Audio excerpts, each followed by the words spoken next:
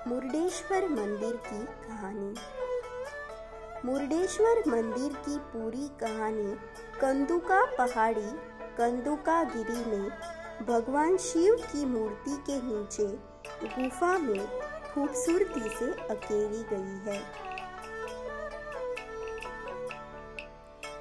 रावण लंका के राजा ने आत्मलिंग प्राप्त करके अमरता प्राप्त करने के लिए भगवान शिव से प्रार्थना और पूजा की।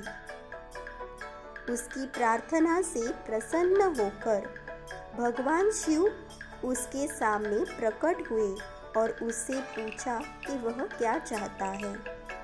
इस समय तक नारद ने भगवान विष्णु से रावण का मन बदलने के लिए कहा था। इस साजिश के परिणाम स्वरूप रावण आत्मलिंग के बजाय देवी पार्वती को मांगता है और भगवान शिव रावण को पार्वती प्रदान करते हैं।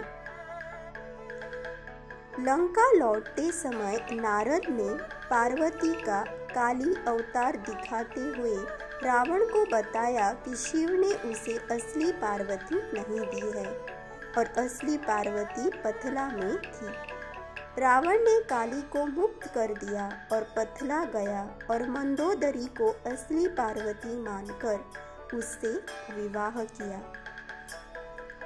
फिर वह लंका लौटता है जहाँ उसकी माँ उससे लिंग मांगती है। तब रावण को एहसास हुआ कि उसके साथ छल किया गया था और उसने और अधिक दृढ़ भक्ति के साथ भगवान शिव की पूजा करना शुरू कर दिया। भगवान शिव फिर से प्रकट होते हैं और इस बार रावण उनसे वरदान के रूप में आत्मलिंग का अनुरोध करता है। भगवान शिव उसे इस शर्त के साथ वरदान देने के लिए सहमत हुए कि इसे कभी भी जमीन पर नहीं रखा जाना चाहिए। यदि आत्मलिंगों को कभी भी जमीन पर रख दिया जाए तो सारी शक्तियाँ फिर से भगवान शिव में वापस आ जाएंगी। उनका वरदान प्राप्त करने के बाद रावण वापस लंका की यात्रा पर निकल पड़ा।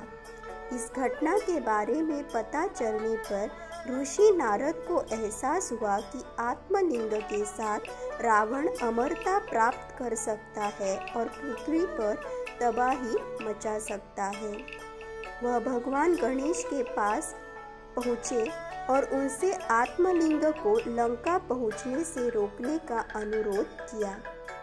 भगवान गणेश जानते थे कि रावण एक बहुत ही समर्पित व्यक्ति था जो हर दिन शाम को बिना किसी असफलता के पूजा अनुष्ठान करता था।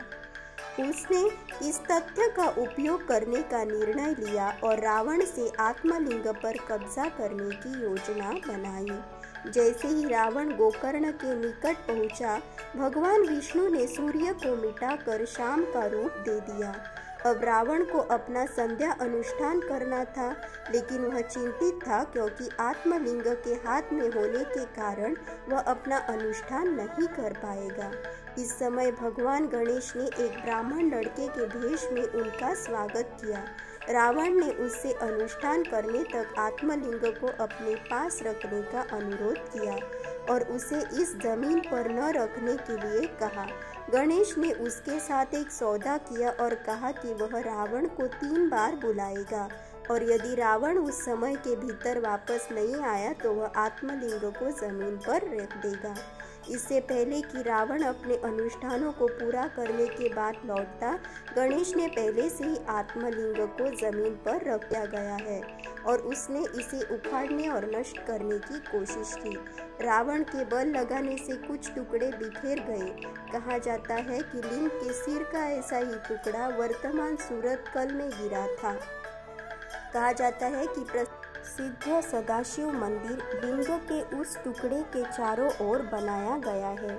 तब उसने आत्मलिंग के आवरण को नष्ट करने का निर्णय लिया और उसे ढकने वाले आवरण को सज्जेश्वर नामक स्थान पर फेंक दिया।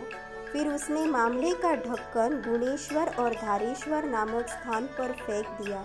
अंत में उन्होंने आत्मलिंग को ढकने वाले कपड़े को कंदुकागिरी में मृदेश्वर नामक स्थान पर फेंक दिया।